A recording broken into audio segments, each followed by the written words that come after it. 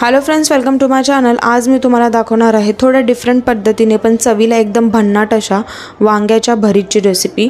त्यामुळे रेसिपी कुठेही स्किप न करता पूर्ण रेसिपी लास्टपर्यंत नक्की बघा। वांग्याचा भरीत बनवण्यासाठी जो मोठा वांगा वापरतो तो मी इथे घेतलेला आहे। हा कलरला काळा आहे आणि त्याचबरोबर 150 ते 180 ग्रामचा हा वांगा होता। आता वांग्याला स्वच्छ धुवून घेतलं आणि त्याला व्यवस्थित पुसून घेतलं। त्यानंतर वांग्याच्या वरती डेटापासून ते खाली तळापर्यंत मी एक चीर मारून घेतली आणि आतमध्ये चेक केलं की वांगा हा आतमधून किडलेला आहे की नाही। असेच मी चारी बाजूला चिरा मारून इथे घेतलेल्या होत्या। तर तुम्हाला जसं जमेल तसं करा। तर इथे मी व्यवस्थितपणे वांगा चेक करून घेतलेला आहे। घेतानाच वांग्याला होल वगैरे नसतील ना असा वांगा चेक करून घ्यायचा आहे। आणि त्यानंतर मी रँडम चिरा मारून घेतला आणि आता या वांग्यावरती अर्धा चमचा तेल टाकून त्याला ब्रशनी व्यवस्थितपणे सर्वीकडे पसरवून घेतलं। म्हणजे जेव्हा आपण वांगा भाजतो ना त्यानंतर त्याचा जे साल आहे ते एकदम लगेच निघतं। आता जिथे चिरा मारून घेतलेत ना तिथे मी इथे 5 लसणाच्या पाकळ्या टाकल्या। सर्व बाजूने नाही टाकलेल्या आहे, एकाच बाजूला इथे मी 5 ते 6 लसणाच्या पाकळ्या व्यवस्थित स्टफ करून घेतल्या, म्हणजे आतमध्ये व्यवस्थित त्याला घुसवून घेतलेलं आहे।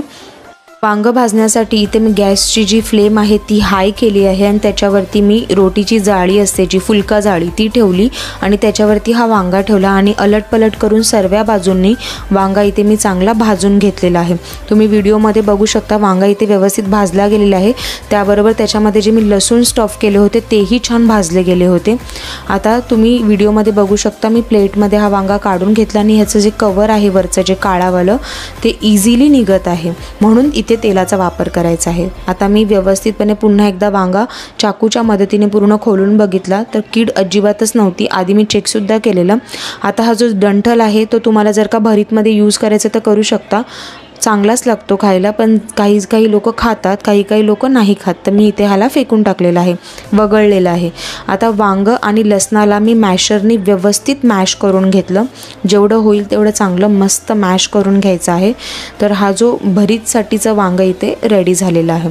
आता मी इथे फोडणीसाठी एका पॅनमध्ये 2 ते 2.5 चमचे तेल तापत ठेवले। तेल चांगलं तापलं की त्याच्यामध्ये 1 चमचा जिऱ्याची फोडणी दिली। जिरं चांगलं तडतडलं ना की ह्यामध्ये 2 बारीक चिरलेल्या हिरव्या मिरच्या टाकल्या आणि हिरव्या मिरच्यांना सुद्धा तडतडू दिलं थोडंसं। अर्धा मिनिटभर थांबायचं। त्यानंतर एक मोठ्या आकाराचा कांदा मी याच्यामध्ये बारीक चिरून टाकलेला आहे। जर का मध्यम आकाराचा कांदा असेल तर 2 घ्या आणि बारीक असेल त्याच्याहून तर 3 कांदे घ्यायचे। आता कांदा लवकर शिजण्यासाठी, लवकर ट्रान्सल्युशन होण्यासाठी मी कांद्यामध्ये लगेचच मीठ टाकून घेतले चवीनुसार आणि त्याला व्यवस्थित मिक्स करून मग पॅनवरती झाकण ठेवले 2 ते 3 मिनिटांसाठी आणि गॅसची फ्लेम स्लो ठेवली होती। मग मी पॅनवरचे झाकण काढले की गॅसची फ्लेम हाय केली। कांदा इथे व्यवस्थित शिजला गेला होता, टाईमसुद्धा वाचला। आता मी याच्यामध्ये एक बारीक चिरलेला टोमॅटो टाकला। टोमॅटो इथे मी मध्यम आकाराचा घेतला।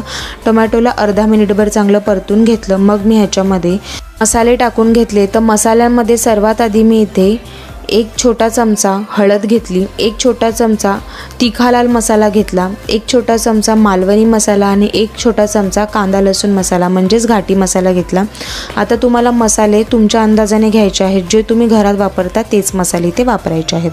सर्व जिन्नसला इथे मी व्यवस्थित मिक्स करत होती। गॅसची फ्लेम इथे मी मीडियम ठेवली होती आणि सोबतच ह्याला मी मॅशसुद्धा करत होती, म्हणजे टोमॅटो लवकर गळेल। गॅसची फ्लेम स्लो ठेवून मी पॅनवरती झाकण ठेवले 2 ते 3 मिनिटांसाठी, म्हणजेच टोमॅटो आणि मसाले व्यवस्थित शिजले गेले पाहिजे।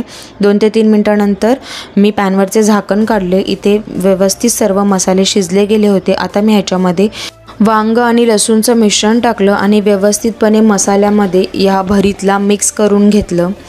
तर हा जो वांग्याचा भरीत आहे तो बनवण्यामध्ये एकदम झटपट आहे आणि ही रेसिपी नक्की ट्राय करा, एकदम मस्त लागते। म्हणजे लसूण स्टफ करून हे जे वांग्याचं भरीत बनवतात त्याची फ्लेवर एकदम अप्रतिम लागतं, नक्की ट्राय करून बघा।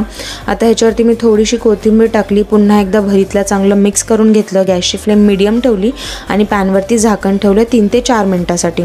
3 ते 4 मिनिटांनंतर पॅनवरचं झाकण काढले तर भरीत इथे व्यवस्थित रेडी झालेलं होतं। ह्याला एकदा मिक्स करून घेतलं आणि 2 मिनिटे ह्याला असेच ठेवले। 2 मिनिटांनंतर मी गॅसची फ्लेम बंद केली। मी पॅनवर झाकण ठेवले 5 मिनिटांसाठी। 5 मिनिटांनंतर मी पॅनवरचे झाकण काढले आणि गरमागरम भरीत इथे सर्व केलेलं आहे। असं केलं ना तर भरीतचं फ्लेवर अजून एनहान्स होतं। तर हे जे भरीत आहे ते भाकरी, चपाती, डाळ भातासोबत सर्व करा, खाण्यासाठी उत्तम लागतं। आणि जर का तुम्हाला माझी रेसिपी आवडली तर चॅनलला लाईक, शेअर आणि सबस्क्राईब करायला विसरू नका। थँक्यू।